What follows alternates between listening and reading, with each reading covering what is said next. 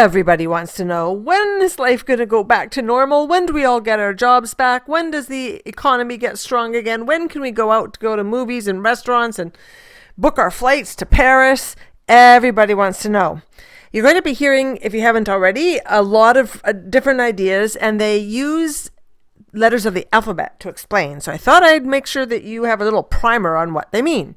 You'll hear people talk about a V-shaped recovery. That, by the way, is kind of outdated already.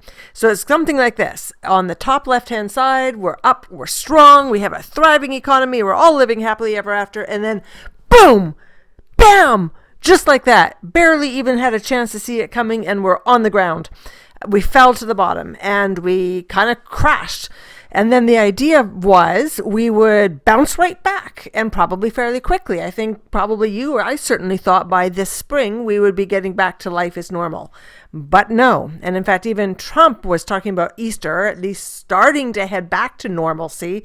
No. So that's the V one. Fast, hard, crash, and then like a tennis ball that strikes the ground really hard would zoom right back up to where we had been before.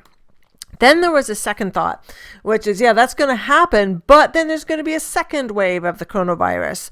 We just barely start to flatten the curve, and then we're going to go out and start revving up the economic engines, and then we're going to infect one another again, and the whole thing's going to happen all over again for a second time. But after the second time, we will again bounce back up.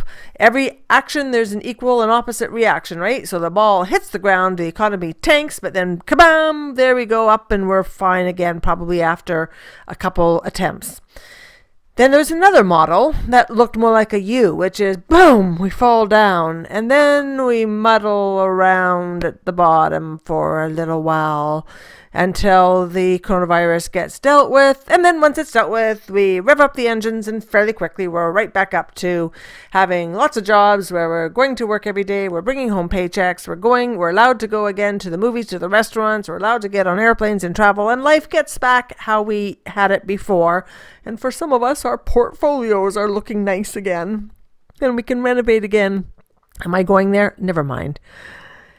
There's another model, and it's a depressing model, and I have to be honest, I tended to buy into this one, but I shouldn't. It's a pessimistic one, which again is, whoa, we fell off the cliff, and we're hurt, and we can't get up, and we're stuck down at the bottom, frankly, in a depression, and there's no known or foreseeable ending to that one.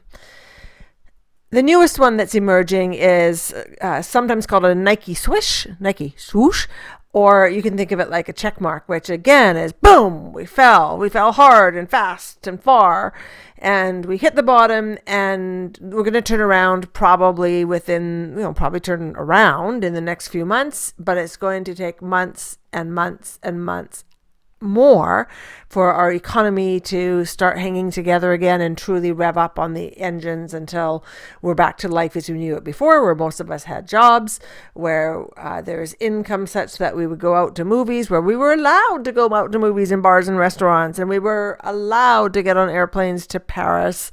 Anyway, those are the different models that you're going to hear about, so I just wanted to make sure you had a primer on them. That's all. This is Nancy, Canada's Money Coach from Yellowknife, Northwest Territories. Bye.